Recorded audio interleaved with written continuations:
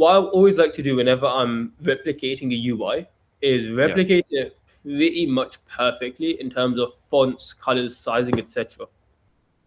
The reason being, have you heard of the uncanny valley effect? Yeah. Yeah. So when something looks like not like the thing you're trying to create at all, it's fine because it's like it's clear it's not trying to be like that.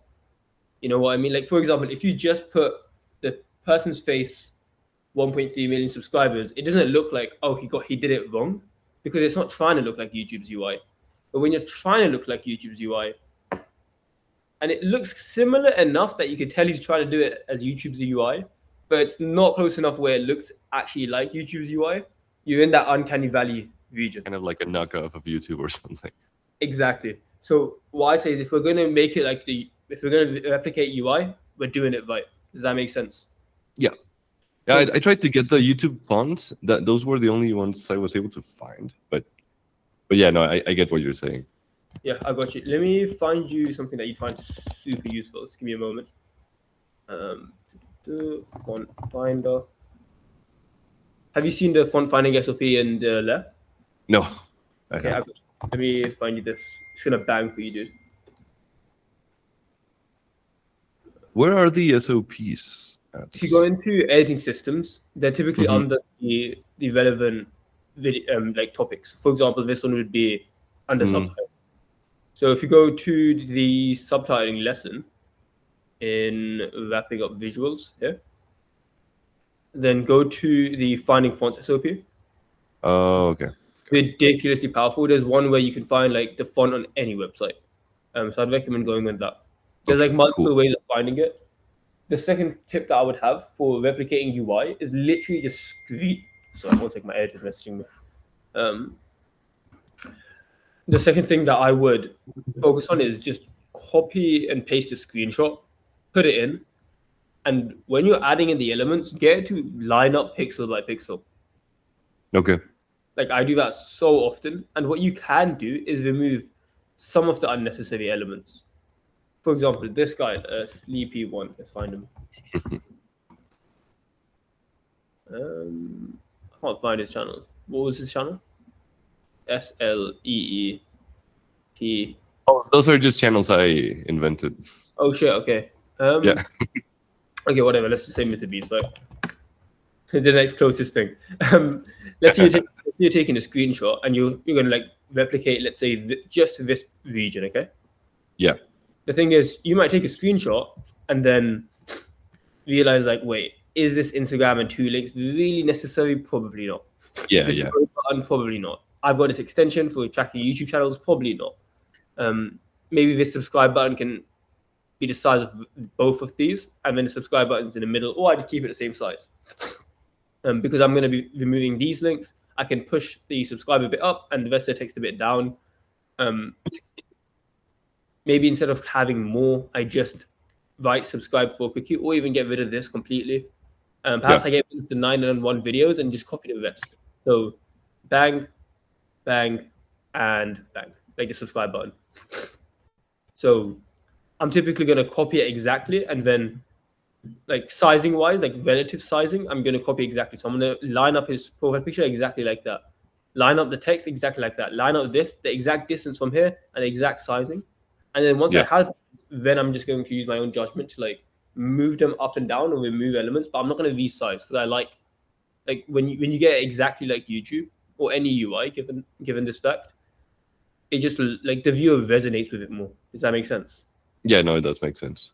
Cool. And the best part is you do it once, and the rest of it is literally like copy paste, remove, like copy paste, replicate the effects on another image, which takes literally 1 second. Go through the shortcuts lesson, and change the number. And yes, it took you like 15 minutes to set it up, but now every single one from now on will take you 5 seconds, and it'll all be perfectly done. So by doing it right once, we create a solves asset rather than a pain in the ass every time we want to do a new one. Yes. Awesome. I've helped them make money on YouTube literally every. I'd experiment a lot more with having things behind the subject rather than in front. So, for example, most of these effects that we've done right now, if we simply just did a mask out of her with Like Premiere's new AI masking feature or rotoscoping. Probably use AI's feature now because it's so much better. Here we could just do it behind her. Like we have all this visual real estate here that we could use, and we just decided to slap things in front of the subject, which will kill retention in most cases. Okay, yeah, I did think about that, but I wasn't a time crunch for this trial, so I just. Yeah, I got you, dude. The thing is like, okay, if you want to get the 80-20 of this, like get most of the advantage without the pain in the ass, at least move it to the side. Okay. You feel? Makes sense. Cool. Like for example, like let me just bring up like a random edit someone's done for me. Go here. Like the videos that we do, they're super simple. It's literally just like B-roll-esque type videos. Yeah. And with B-roll, I mean like adding a screen recording. But imagine this screen recording when we added it in, like just randomly went 80% above my face. So we always try like either we're going to keep it out of the way, for example, like this. Yeah, it's a bit buggy, but can you see like when I'm hovering over it, like you have these. Yeah, I can see it. Yeah, so like either we keep it out of the way, or we're gonna like have its own section on the screen. So this is where it's integrated with the footage. Here's where it's more like it's got its own section. But no matter what, we're not like completely covering the face, except very few cases where it makes sense. And if we're gonna cover it, we're covering it all the way. Got it. Cool. So just be more decisive of like, hey, I'm gonna cover the face or I'm not. But right now, it doesn't feel intentional. It feels like, shit, I accidentally covered the face. Okay, yeah, I get that. Yeah. If you don't have time, I get it. Just put it to the side. That's all. Help them make money on YouTube. Literally. Same thing with this. Like, I'll just have it behind her. It's such an easy effect to get done. Yeah. Like, I know you said you were on a time crunch. What version of Premiere Pro are you on? On 26.6. Okay. I was trying to do Roto with the dynamic link, but it was just not working. It took me like 2 hours to get that working. Yeah. That's why I said fuck it and just did that. Premiere Pro has a native AI masking feature now. So there's no reason to use After Effects rotoscoping anymore. Just be on the version. Just search up how to use Premiere Pro AI masking feature 2026. You'll find a tutorial on it. Dude, when I tell you, I've used it probably around like 8 times this last month. Not once has it messed up, which is like scary because of how quick it is. Scary, yeah. Yeah, it's good. I would use that.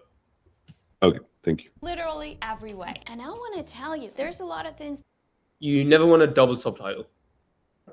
Okay. So either say it in this place or say it in that place. If you were subtitling here anyways, and you decide to subtitle here, you gotta get rid of one of them. The one you get rid of doesn't actually matter as much as getting rid of one of them. Does that make sense? Makes sense, yeah. Cool. I tell you, there's a lot of things that we don't know. Also, I would get rid of the commas and the punctuation.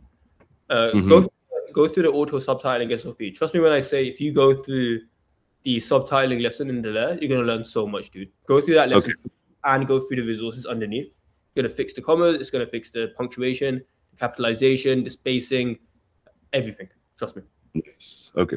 That's gonna be your biggest leverage point. It's your text. But there are 8 business models for making your channel profitable. Yeah, cool. Hey, this is fine. Like we've decided to cover her. We're gonna cover her fully. That's fine. What I want you to think about is things like depth and textures. Something I like to always do is I will pull inspiration from niches who tend to do scenes like this best. For example, full screen animations where there's a clear subject and an environment, just like this. Nobody does it better than documentary editors. I'm telling you now.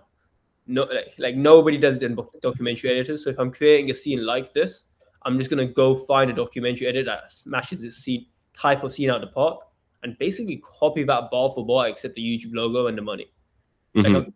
So, for example, like let's just bring up like an inspiration bank. Let's say I know I have this general idea. You've created the idea, which is good. Now I want to find a scene that's kind of similar-ish to that I think could do well. For example, maybe we do something like this, right? Now, can you imagine already? I want you to forget about the scene you made. Just think about this scene, okay? Yeah. Could you imagine instead of the grid, having it like maybe like money, but you know what a blending mode is? Yeah.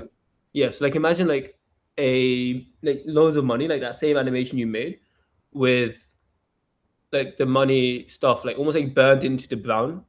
If that makes sense. You imagine that? Yeah. Almost like a stamp. The brain in this at the same size of the YouTube, and more like a 3D version of it, which you can easily do with AI nowadays. It's like a one-pop thing. I mean, the text is in the same sizing, and it's like build a profitable or like build a channel that's like profitable, because that's the power word in big. Or you could have the other way around, where like the top word is big, which is like profitable YouTube channels in small. Like, could you imagine copying this bar for bar, but for your context? Yeah, it will look much better. Right. So I always like to do that. And obviously you don't have to do this exact scene, but find scenes that have the same like core chemistry as what you're trying to create. Because what you realize is basically every single edit has already been made before, just not with the assets that you need. For example, like let's find another one that relates to like the YouTube type scene like this. Let's find something that could work like this. I mean, I can imagine like super simple one like this could work well. So we're going to be paying attention to like, okay, there's like a grain texture. There's like black, white. You've got this contrast, two clear subjects, and something pointing towards it. You got this like nice vignette. The white isn't pure white. You got a shadow, which is cool. I would have never thought of that. So you could, like, even just from a colors perspective, you could basically copy that exactly. Yeah.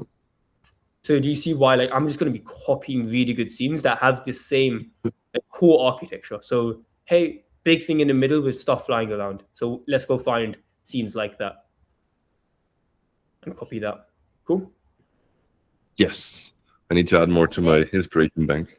Yeah, 100%, man. And I'm telling you now, even if you copy stuff basically bar for bar, no one will realize, because you'll do it with like your asset. You know what I mean? Like you do it with YouTube or Raven, whatever. And just by the nature of copying, like you'll never be able to copy someone 100%. Human nature is to literally like have its own variations. Like we can't copy exactly. So by copying something exactly, you'll end up making it look like yours anyways. So I just copy. What fits you best, what to focus on, and what is a waste of time. So the first one is the one everybody knows probably. Okay, with assets, I need you to remember that you want like a continuation of how assets look throughout the video. So what I mean by that is having them in the same style. And it's generally like the same, I call it level of maturity. For example, like this, it's not like kiddish, but it can be seen as a lot less like serious. Like, yeah, it's got its own style, right? Which is completely fine. Like, you get videos that are like this. Ali Abdaal uses these type of animations a lot, like assets a lot. The problem is, it's like we've got like super realistic money here. Then we have like super unrealistic or like clip art vibe hands. Okay. They don't match. So if we had like cartoon money vibe animation here, that would match with this type of thing where it's got a thick border or a thick outline, would work. But I want all my assets, if I place them next to each other, they should feel like they've come from the same universe. You know what I mean? Yeah. Cool. Of time. So the first one is the one everybody knows probably. Brand deals. Yeah, dude. Trust me when I say, if you could take one piece of advice, find similar scenes with a similar like core concept. So meaning, think in middle of screen, or stuff flying around screen, or thing on left side, person on the right side. Like, find out what's the core chemistry of the scene that you're trying to create, and go find a banger scene that has that core chemistry and copy that in terms of composition. Could even do colors, etc. I would copy it exactly first. Then you can adjust stuff yourself after. But 9 times out of 10, I'm going to be starting from like another successful scene, because I'm not going to try reinvent the wheel, because oftentimes when you reinvent the wheel, you come up with stupid shit that just doesn't work. Yeah. I hate this out of love, because it's like, it's just going to save you time, and also you'll get better at editing. Yeah. Cool. No, it does make sense. Thank you. No worries, man. Yeah, dude, you got a ton of potential. watch the subtitling lesson and take that advice on board. Awesome. Thank you. Cool. No worries, man. If you're a freelance video editor and you want to get more clients, I've got something for you. It's a completely free outreach tracker. It's the same one we use with all our coaching students, and it's going to allow you to be able to send more messages to potential clients, get more replies, and also be able to close them at higher rates. So go get that free tracker in the description. After you signed up for it, I'm going to send it straight to your email. I'm going to give you a bit more information on how I personally help video editors. So if you do want to get more help, you can apply there. But whether you get my further help or not, just go and get the free tracker for now, because at least you're going to be able to run this on your own for a while.